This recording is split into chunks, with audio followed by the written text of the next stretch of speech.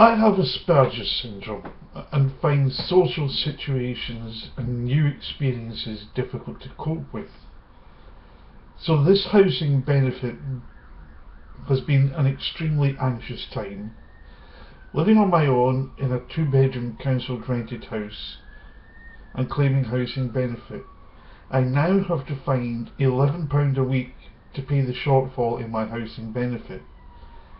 I've written numerous letters to the Prime Minister and various relevant politicians and my MP.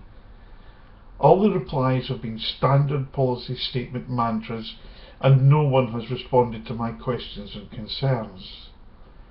I've been paying close attention to the parliamentary activities, watching the parliamentary coverage and studying Hansard.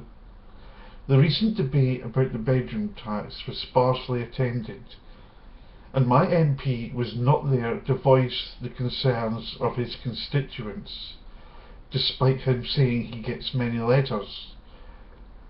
The concerns and the voice of the people in Dundee has not been heard in Parliament. There is no record of any mention of any activity by my MP since July 2013. This is persecuting vulnerable people on low incomes. Dundee Council estimates that 3,400 households are affected in the city, with the total cost to tenants amounting to 1.3 million, with 583 being affected by the larger reduction. Even with the Scottish Government's top-up of 9 million, amounting to a total fund of 33 million for discretionary payment for people who can't afford to heat or eat, with many children going hungry, this will not alleviate the problem. The votes for this bill have been imposed on Scotland from Westminster due to the inclusion of the English and Welsh MPs. 316 MPs voted in favour of the motion, with 263 against it, whereas if just the Scottish MPs had voted, 46 against it and 11 for it, the bill would have been overwhelmingly defeated. Of the few one-bedroom properties that are occasionally available, there's between 700 and 1,200 people waiting up to 7 years. There's not enough smaller properties for people to move to free up the 2-bedroom properties for people to downsize to. Private renting a 1-bedroom property costs more per week than it does a council 2-bedroom property. The government's claim that this will encourage mobility and choice is a lie, as there's few smaller properties across the whole nation.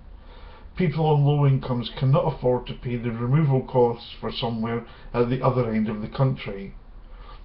It fails to support the claim that it will save money, as people move to private renting, seeing a rise in the housing benefit claims for private renting costs, and with all the money being poured into discretionary funds and top-ups, the government can still pay 10 million to state funerals for ex-prime ministers and donate to charity and disaster appeals, while continuing to claim expenses, voting themselves pay rises, telling us we need to tighten our belts and we're all in this together. Fuel poverty and child poverty figures will rise. These austerity measures are targeting vulnerable people on low incomes.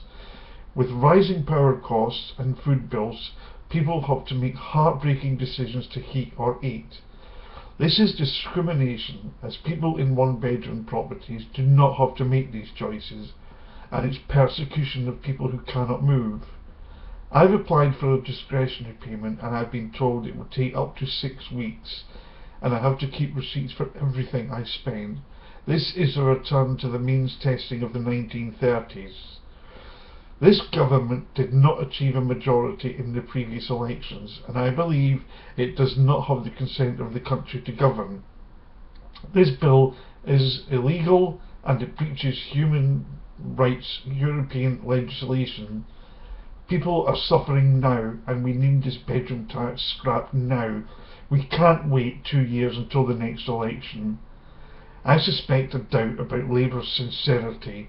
If they mean what they said and understood the full impact of the hardships, they should organise a protest, a walkout. This government is an unlawful assembly elected by a minority vote. The turnout for the previous election was under 30%. This is not a democratic process, and the government don't want the whole country to turn out and vote. They like it when there's a small turnout that keep them in their positions.